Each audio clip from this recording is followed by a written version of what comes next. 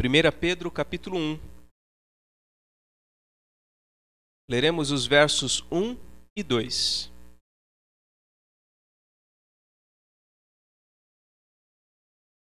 Escute com atenção a palavra do Senhor.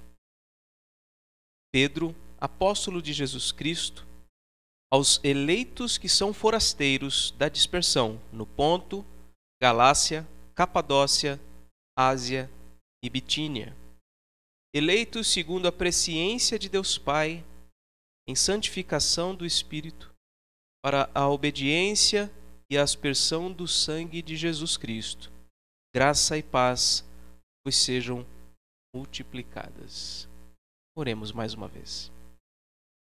Pai bendito, nesta hora de modo, ó Deus, especial também, queremos pedir pela iluminação do Teu Espírito, para que o Senhor nos aclare o sentido destas palavras, o propósito do Senhor ao inspirá-las e fazê-las escrever e preservá-la até nós possamos entender o sentido e também encontrar aplicações para a nossa vida prática, para que esta mensagem, ó Deus, não seja infrutífera na nossa vida. Oramos em nome de Jesus. Amém.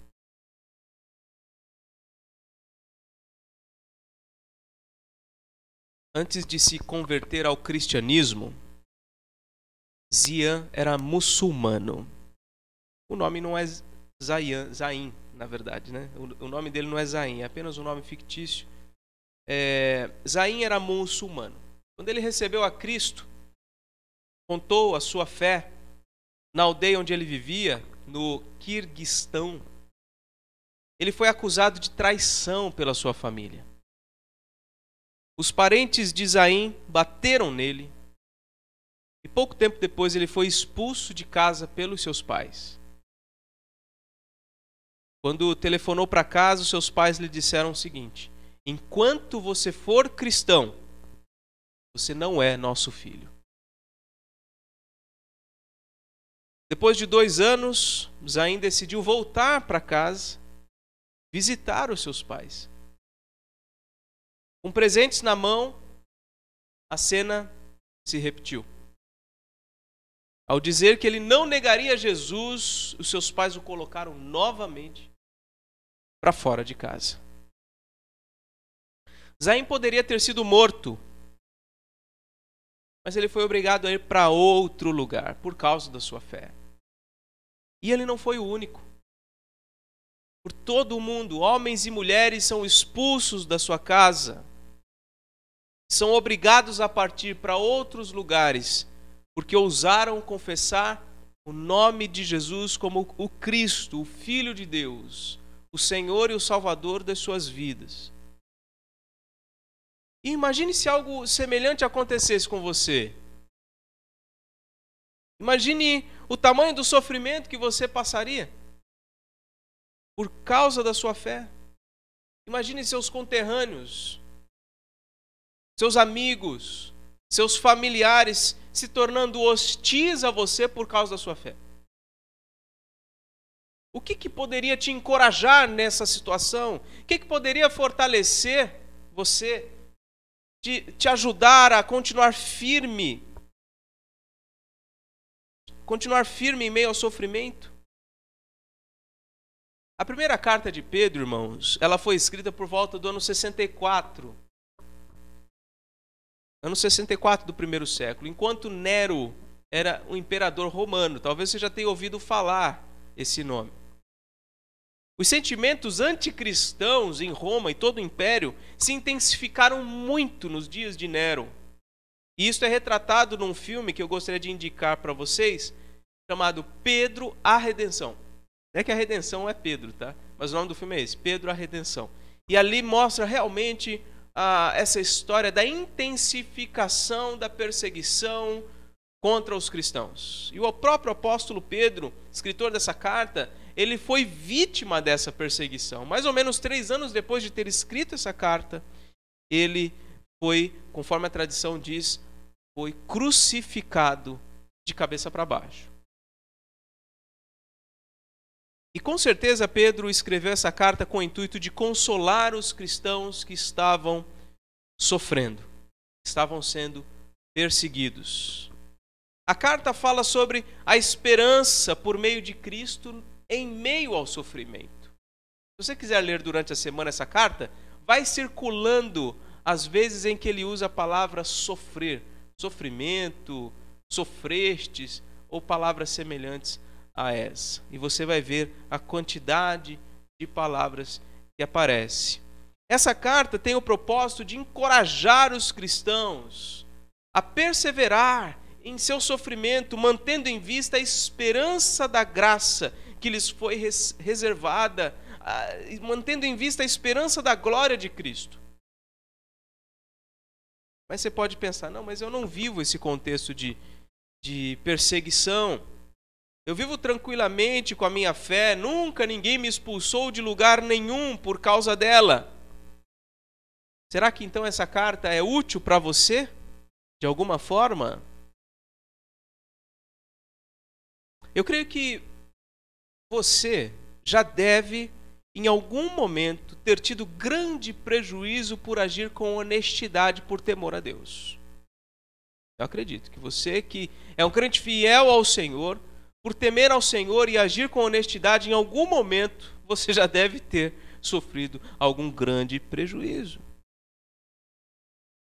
Você certamente também já foi tentado a ter o que os outros têm para não se sentir menor do que eles. Sentimento assim já apareceu no seu coração em algum momento? Seja sincero. Certamente você também já esteve numa situação em que sua fé foi questionada. E você talvez não tenha sabido exatamente como responder a isto.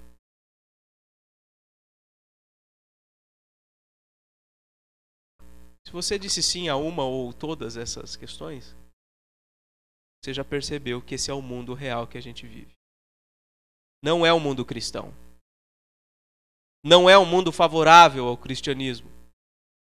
Nem mesmo o nosso país, com toda essa aparente liberdade religiosa, é um ambiente em que a fé cristã possa ser vivida em toda a sua plenitude, sem qualquer implicação negativa para o cristão. Já percebeu isso, certamente. E essa carta de Pedro busca consolar e encorajar nós, cristãos, que sofremos direta ou indiretamente perseguição. E ele faz isso tentando direcionar os nossos olhos para o alto, para as promessas, para as garantias que temos em Cristo, para que assim possamos suportar os nossos dias de sofrimento neste mundo caído com esperança e coragem, em santidade e obediência, sem esmorecer. E Pedro faz isto desde a saudação inicial da sua carta, sobre a qual a gente vai refletir neste momento em 2 pontos. O primeiro ponto é o seguinte: você, cristão, é um eleito de Deus em terra estrangeira. Você, cristão, é um eleito de Deus em terra estrangeira. Logo no início da carta, antes de qualquer coisa, depois dele se identificar como Pedro, apóstolo ou enviado, mensageiro de Jesus Cristo, ele diz que seus destinatários são o quê? Leia aí. A mensagem é para a gente ouvir e estar atento à palavra também, concomitantemente. O que ele diz sobre os seus destinatários? Eles são eleitos. Eles são escolhidos. Ele diz aos eleitos, que são também forasteiros na dispersão, no Ponto, Galácia, Capadócia, Ásia e Bitínia. Irmãos, há um sentido literal em que muitos cristãos, como os Zaim da história que eu contei, precisam sair dos seus locais de origem, precisam viver como forasteiros e peregrinos em terras estrangeiras. Há um sentido literal disto. E essa sempre foi uma realidade na vida do povo judeu. Se você já leu a Bíblia ou conhece um pouco da história do povo judeu, você sabe que isso aconteceu várias vezes, que eles foram obrigados a viver longe da sua terra. É possível que Pedro estivesse se dirigindo aqui aos judeus dispersos por essas regiões todas que ele cita da Ásia Menor? Talvez. Mas o mais provável é que Pedro estivesse usando também um sentido diferente, um sentido, vamos dizer, mais amplo, espiritual, um sentido espiritual. Há um sentido espiritual em que todos os cristãos, sejam eles judeus ou não, são forasteiros e peregrinos no mundo. Porque pertencem à pátria celestial. E é nesse sentido que, escrevendo a respeito dos servos de Deus no passado, o autor de Hebreus disse o seguinte: todos estes do passado morreram na fé, sem ter obtido as promessas, vendo-as, porém, de longe e saudando-as, e olha só, e confessando que eram estrangeiros e peregrinos sobre a terra. Quando ele está falando ali de Abraão, de Isaac, de Jacó, os patriarcas, que peregrinaram na terra prometida, eles sabiam que, embora aquela terra física era prometida a eles, eles eram estrangeiros neste mundo porque lhes aguardava uma pátria celestial. Também o apóstolo Paulo, escrevendo aos Filipenses, disse: a nossa pátria está nos céus, de onde também aguardamos o Salvador, o Senhor Jesus Cristo. Então, há um sentido, vamos dizer, literal, em que cristãos, por vezes, são obrigados a viver em terra onde eles não nasceram. Mas há um sentido espiritual em que todos nós somos peregrinos. Todos nós somos forasteiros. Todos nós estamos onde não nos pertence, porque nossa pátria é uma pátria celestial. Pedro se dirige aos cristãos em geral daquelas regiões, afirmando que eles estão dispersos e vivem como forasteiros e peregrinos, porque na verdade eles não são deste mundo. Eles pertencem a Deus, porque são escolhidos de Deus. É isso que Pedro está dizendo. E isso tem muito a dizer a você e sobre você. Você, cristão, que vive na região da Baixada Santista, que, muito embora seja um cidadão praia-grandense, você não pertence a essa terra. Esta não é a sua cultura. Você é forasteiro em terra estrangeira. Você é um eleito de Deus, escolhido para pertencer ao seu povo, cuja pátria é uma pátria celestial. As tentações, as pressões, os prejuízos que você suporta aqui são devidos ao fato de que aqui neste mundo não é o seu lugar. Há uma cidade eterna sendo preparada para os escolhidos de Deus. Aqueles que se negam a viver conforme este mundo. Há uma morada celestial para aqueles que são chamados eficazmente pela graça de Deus. E aliás, é de graça sobre graça que Pedro está falando aqui. No verso 2, nós vamos ver agora o segundo ponto. Você, cristão, recebe do Deus triuno graça e paz abundantes. Você, cristão, recebe do Deus triuno graça e paz abundantes. No verso 2, Pedro descreve a eleição como uma bênção que flui da graça maravilhosa do Deus triuno. Os eleitos são forasteiros, sim.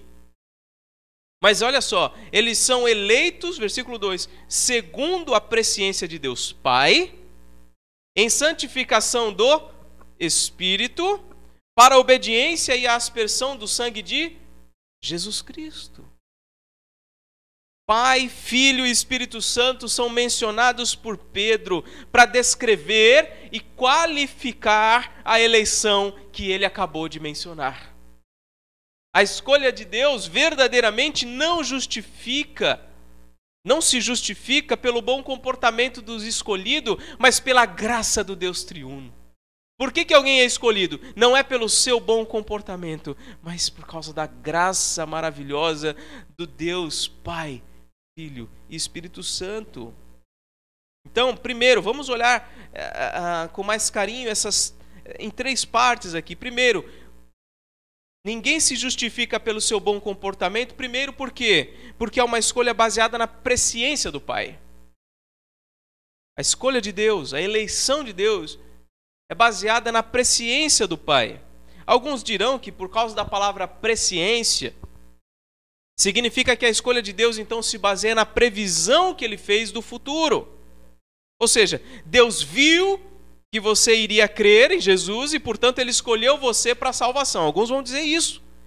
Mas não é isso que Pedro está dizendo. A primeira vez que Pedro utiliza essa palavra presciência foi em Atos 2:23. E olha como foi que apareceu essa palavra. Ele diz sobre Jesus: Jesus foi entregue pelo determinado desígnio e presciência de Deus Pai. Presciência, portanto, em Atos 2:23 está ligado a quê?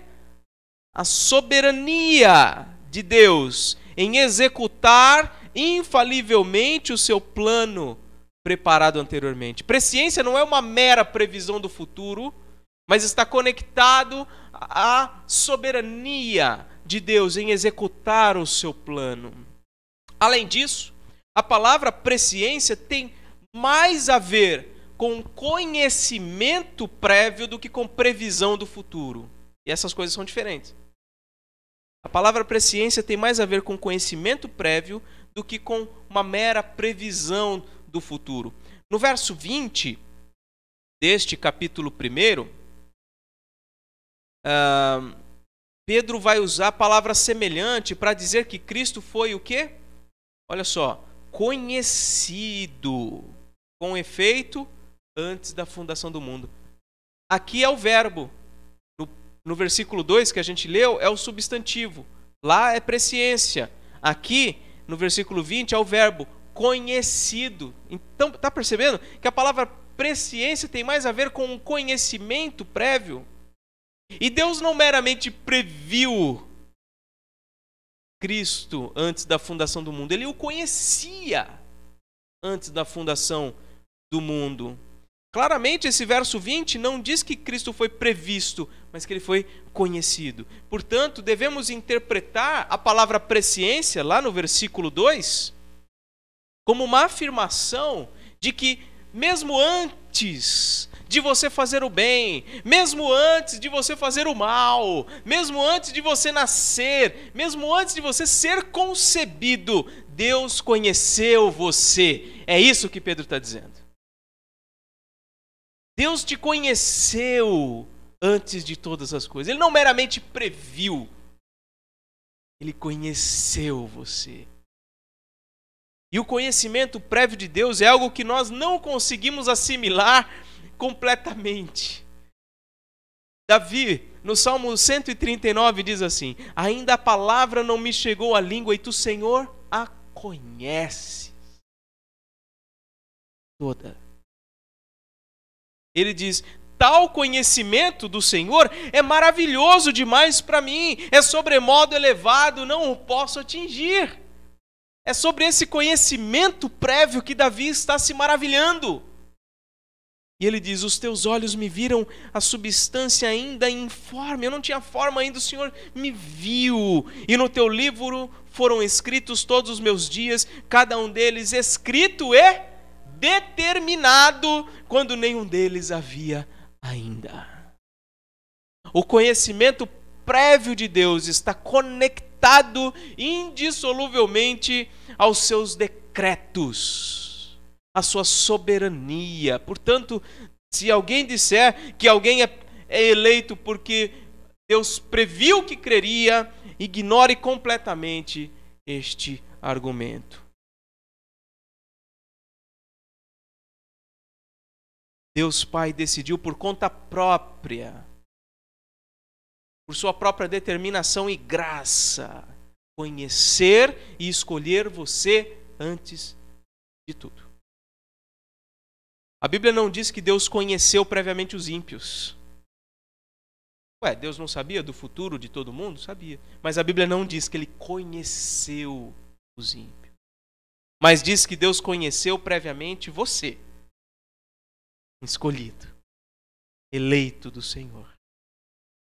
Portanto, a escolha de Deus não se justifica pelo bom comportamento previsto, mas porque intencionalmente Deus decidiu conhecer você e separá-lo dos demais para pertencer ao seu povo.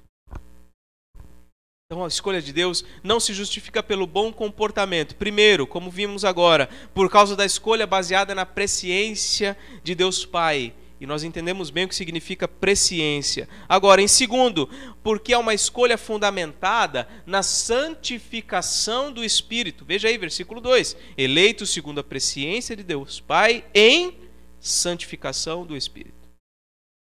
A eleição não visa premiar os bem comportados. Muita gente pensa assim. A eleição é um prêmio para aqueles que Deus previu que seriam bem comportados. Não, não é isso. A eleição visa santificar pecadores. E isto por meio do Espírito. É o que Pedro está dizendo. Deus não escolheu santos. Deus não escolheu crentes. Deus escolheu pecadores para santificá-los. Deus escolheu incrédulos para colocar neles a fé. Deus, o Espírito, é chamado Espírito Santo. E a sua obra na vida dos eleitos do povo de Deus é produzir neles a santidade de Deus, para que se tornem, no final das contas, imagens perfeitas do Filho de Deus. Essa é a obra do Senhor. Se Deus previsse santidade nos homens, para então escolhê-los, a sua escolha seria como que um reconhecimento das virtudes humanas. E não haveria lugar nenhum para um processo de santificação. Para quê? Se Deus meramente previu que você seria santo, por que Ele estaria preocupado em santificar você? É justamente porque não há em você coisa alguma que seja santa e pura, e nem mesmo qualquer disposição e nem capacidade em você de buscar santidade e pureza. É por causa disso que Pedro diz que Deus te escolheu em santificação do Espírito, ou do Espírito. A escolha de Deus não se justifica pelo bom comportamento do escolhido, por causa da presciência do Deus Pai, da santificação do Espírito e agora em terceiro, porque essa é uma escolha que objetiva a obediência e a aspersão do sangue de Cristo, do sangue de Jesus Cristo, como está aí no versículo 2, segundo a presciência de Deus Pai, em santificação do Espírito, para a obediência e a aspersão do sangue de Jesus Cristo. A eleição de Deus tem o objetivo de transformar impuros em purificados, pecadores em justificados, rebeldes e desobedientes em filhos obedientes de Deus. E isto por causa de Jesus Cristo, pelo que Ele fez na cruz, derramando o seu próprio sangue. E essa conexão que Pedro faz aqui entre obediência e a aspersão do sangue de Cristo, ele não está inventando. Essa conexão entre obediência e aspersão não foi criada por Pedro. Muito tempo antes isto já se manifestou. Se você quiser acompanhar, Êxodo 24, versículo 3 ao versículo 8. Depois marque a página aí para você retornar a 1 Pedro. Êxodo 24, 3 a 8, diz assim: Veio, pois, Moisés e referiu ao povo todas as palavras do Senhor e todos os estatutos. Então todo o povo respondeu a uma voz e disse: Tudo o que falou o Senhor, faremos. Vamos entender aqui a cena, hein? Acompanhe, não divague. Versículo 3 está dizendo que Moisés referiu a palavra do Senhor para o seu povo. Então o povo ouviu a palavra, ouviu as leis do Senhor. E o versículo 3 também diz que o povo respondeu dizendo: tudo o que o Senhor falou, ou tudo o que falou o Senhor, faremos. Ok? Então um compromisso de obediência. Versículo 4. Moisés escreveu todas as palavras do Senhor E tendo se levantado pela manhã, de madrugada, erigiu um altar ao pé do monte, e 12 colunas, segundo as 12 tribos de Israel.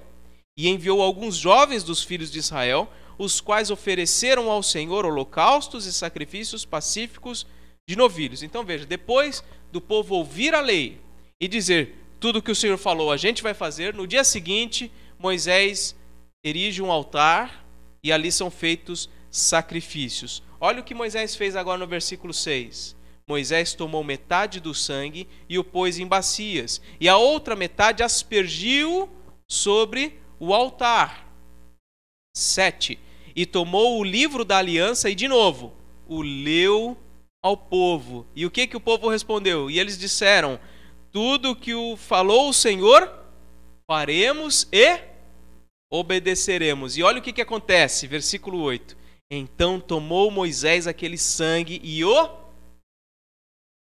aspergiu sobre o povo e disse: eis aqui o sangue da aliança que o Senhor fez convosco a respeito de todas estas palavras.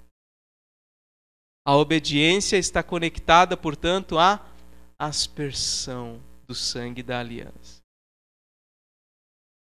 A aliança de Deus com o seu povo, ou com o povo de Israel, exigia obediência. A obediência do povo à aliança do Senhor o identificava como um povo separado dos demais. O fato do povo obedecer ao Senhor o separava dos demais povos. Por isso, simbolicamente, Moisés aspergiu sobre o povo o sangue daquele sacrifício.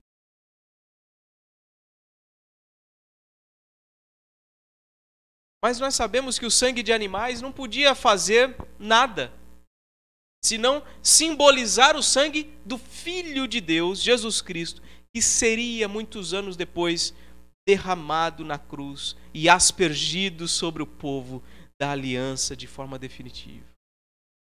Aquilo que é retratado aqui em Êxodo é um ato simbólico do que em Cristo nós temos.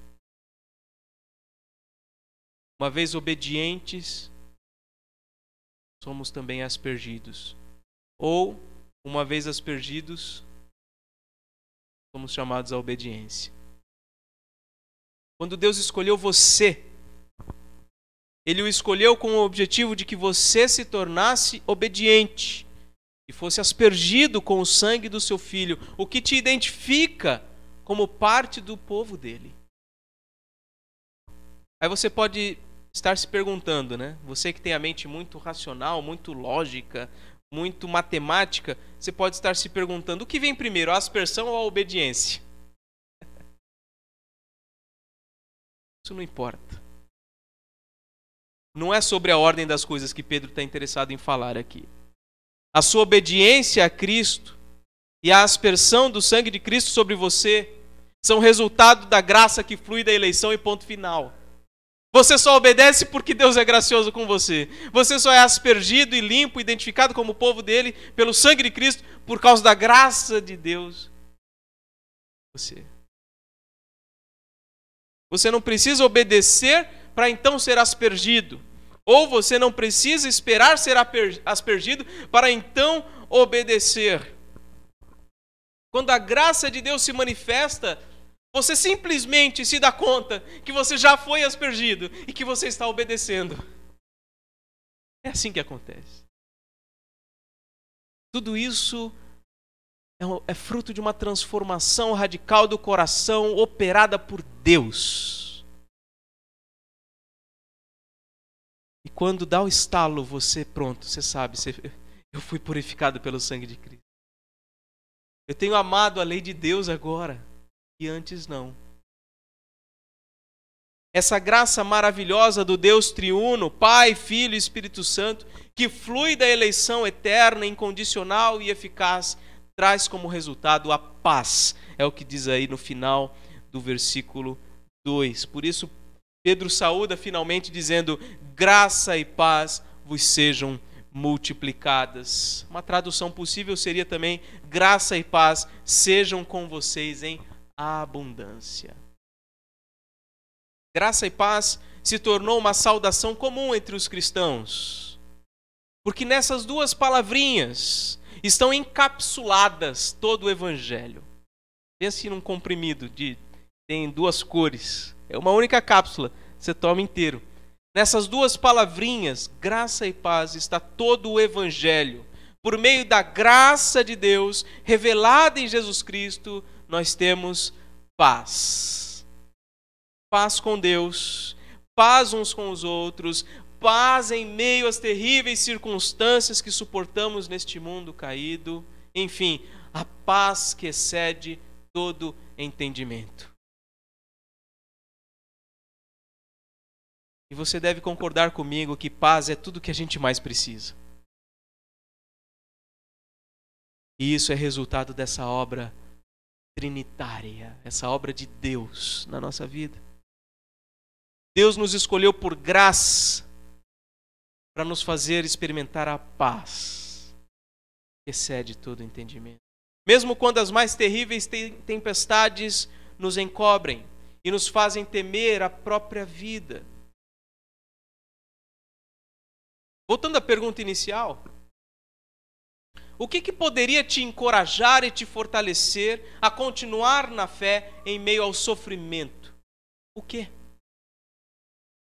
Você, cristão, tem muitas razões para suportar as amargas implicações de viver a vida cristã sem esmorecer. Tem muitas razões. Dentre elas, hoje, nós destacamos: você é um eleito de Deus em terra estrangeira. E você recebeu do Deus triuno graça e paz abundantes. Zaim, da nossa história real, só mudou o nome, aos 31 anos de idade, após ser expulso pela segunda vez da casa dos seus pais, com aqueles presentes nas mãos, ele afirmou que, apesar do fato de que seu pai não fala com ele, já fazem 2 anos, o seu Pai Celestial fala com ele todos os dias. Continua a amá-lo e a cuidar dele. Essa é a certeza do crente. Eu sou forasteiro, eu sou estrangeiro, eu não pertenço a este mundo gostaria de me colocar para fora. Mas o meu Pai Celestial fala comigo todo dia. Meu Pai Celestial está comigo todos os dias, porque Ele me ama e cuida de mim. Comece a olhar então, meu irmão, para a Escritura e ver o que Deus já fez. Veja na Escritura o que Deus está fazendo e veja na Escritura o que Deus ainda vai fazer por você e em você. E isso, com certeza, vai te dar forças para continuar firme no serviço do Senhor. Vamos orar? Senhor nosso Deus e Pai, de maneira soberana e graciosa o Senhor nos escolheu. Nós somos o Teu povo.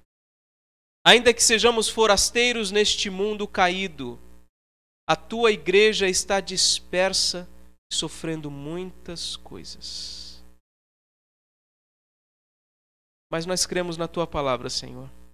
A Tua palavra nos diz que como o pastor busca o seu rebanho no dia em que encontra as ovelhas dispersas, assim o Senhor buscará suas próprias ovelhas, livrá-las-á de todos os lugares para onde foram espalhadas e trará para estar perto do Senhor. Ó Deus, que mesmo em meio às lutas, nós manifestemos neste mundo a Tua santidade. Que mesmo em meio ao sofrimento, que o sangue derramado de Cristo por nós nos torne mais e mais obedientes e íntegros perante os Teus olhos. Pedimos, Senhor, que o Senhor nos dê clareza quanto à Tua obra em nós, para que nós não vacilemos diante das tentações, dos prejuízos decorrentes da vida santa que nós queremos ter para Ti. Fazemos esta oração em Cristo Jesus, que está onde para sempre nós estaremos. Amém.